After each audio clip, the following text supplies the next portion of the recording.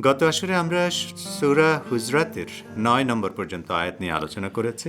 আজ আমরা এই সূরার ১০ থেকে ১২ নম্বর পর্যন্ত আয়াতের সংক্ষিপ্ত তাফসীর উপস্থাপন করব।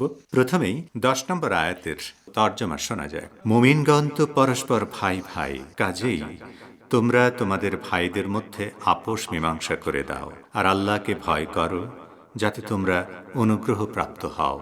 ইসলামের একটি বড় নেয়ামত হল সকল মুমিনের মধ্যে ভ্রাতৃত্বের সম্পর্ক স্থাপন করা।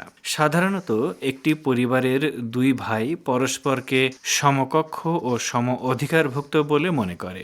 একজন আরেকজনের চেয়ে নিজেকে বড় মনে করে না ও অহংকার দেখায় না। ইসলাম ঠিক এই বৈশিষ্ট্যের প্রতি ইঙ্গিত করে বলছে, জাতি, বর্ণ, বংশ ও ভাষাগত ভিন্নতা থাকা সত্ত্বেও মুমিন ব্যক্তিরা পরস্পরকে ভাই সম মনে করবে এবং একজন আরেকজনের চেয়ে নিজেকে বড় মনে করবে না।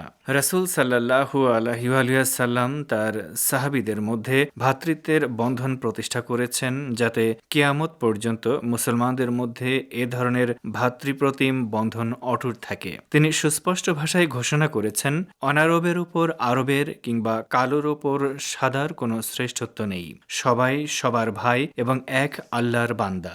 যদি কখনো দুই মুমিন ব্যক্তি বা মুমিনদের দুটি দলের মধ্যে মতপার্থক্য বা সংঘর্ষ বাধে, তাহলে অপর মুমিন ব্যক্তিদের দায়িত্ব হবে ভ্রাতৃত্বের এই মূলনীতি অনুসরণ করে তাদের মধ্যে শান্তি স্থাপন করা ও তাদেরকে মিলিয়ে দেওয়া। এই আয়াতের শিক্ষণীয় বিষয়গুলো হলো: ১. ইসলামে নিজেকে অপরের চেয়ে শ্রেষ্ঠ ভাবা জায়েজ নয়, কারণ সকল মুমিন সমান ও পরস্পরের ভাই।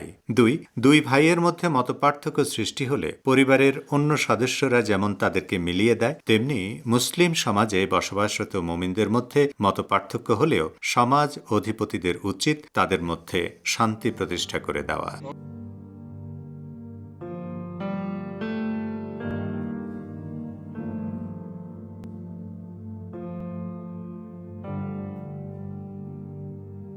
এবারে এই সূরার ১১ নম্বর আয়াতের তর্জমা শোনা যাক। হে ঈমানদারগণ, তোমাদের মধ্যে কোনো মুমিন সম্প্রদায় যেন অপর কোনো মুমিন সম্প্রদায়কে উপহাস না করে, কেননা যাদেরকে উপহাস করা হচ্ছে তারা উপহাসকারীদের চেয়ে উত্তম হতে পারে, এবং নারীরা যেন অন্য নারীদেরকে উপহাস না করে, কেননা যাদেরকে উপহাস করা হচ্ছে তারা উপহাসকারিণীদের চেয়ে উত্তম হতে পারে।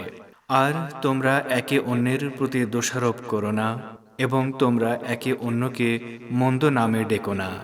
ঈমানের পর মন্দ নাম অতি নিকৃষ্ট, আর যারা এসব কাজ করার পর তওবা করে না, তারাই তো জালিম।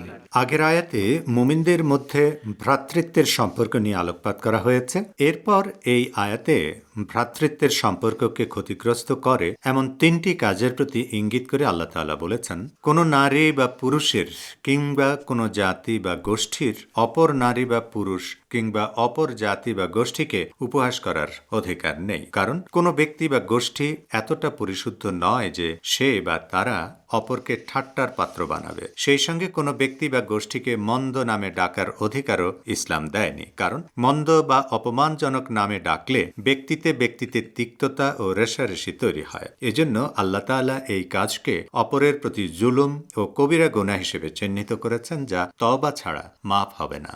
এই আয়াতের কয়েকটি শিক্ষণীয় বিষয় হচ্ছে: ১.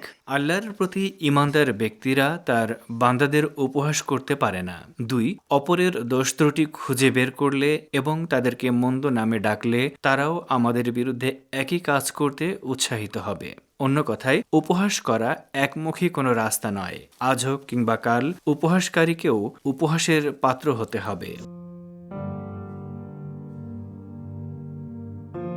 এবারে সূরা হুজরাতের ১২ নম্বর আয়াতের তর্জমা শোনা যায়। হে ঈমানদারগণ, তোমরা অধিক অনুমান হতে দূরে থাকো, কারণ কোনো কোনো অনুমান পাপ, এবং তোমরা একে অন্যের গোপনীয় বিষয় অনুসন্ধান করো না, এবং একে অন্যের গীবত করো না।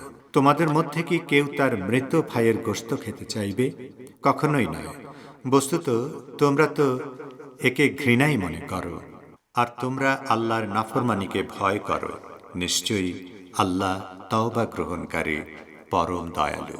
আগের আয়াতের ধারাবাহিকতায় এই আয়াতে একই সমাজভুক্ত মানুষের মধ্যে ভ্রাতৃত্বের সম্পর্ক দুর্বল করে দিতে পারে এমন 3টি গুনাহের কথা উল্লেখ করা হয়েছে। পবিত্র কোরআন মুমিন ব্যক্তিদেরকে পরস্পরের প্রতি সুধারণা পোষণ করার নির্দেশ দিলেও দুঃখজনকভাবে কিছু মানুষ অপরের প্রতি কুধারণা পোষণ করে। তারা যুক্তি কিংবা দলিল উপস্থাপন ছাড়াই শুধুমাত্র সন্দেহ ও অনুমানের ভিত্তিতে অপরের গোপন বিষয় অনুসন্ধান করে এবং তাদের বিরুদ্ধে মিথ্যা অভিযোগ উত্থাপন করে। আর গীবত হচ্ছে কোনো ব্যক্তির এমন কোনো দোষ বলে বেড়ানো যা অন্যরা জানতো না। দোষটি আসলেই তার মধ্যে আছে এবং সে কথা শুনলে মনে কষ্ট পাবে। এই আয়াতে গীবত করাকে মৃত মানুষের গোশত ভক্ষণের সমতুল্য বলে উপমা দেয়া হয়েছে। এই আয়াতের শিক্ষণীয় দিকগুলো হল: 1. সবাইকে নির্দোষ ভাবা এবং পরস্পরের প্রতি সুধারণা পোষণ করা মুসলিম সমাজের বৈশিষ্ট্য। 2. ইসলামে প্রতিটি সমস্যারই সমাধান রয়েছে। মানুষের গুনাহ যত বড়ই হোক, প্রকৃত অনুশোচনার মাধ্যমে খাঁটি অন্তরে তওবা করলে আল্লাহ তাআলা ক্ষমা করে দেওয়ার প্রতিশ্রুতি দিয়েছেন। আল্লাহ তওবা কবুলকারী, পরম দয়ালু।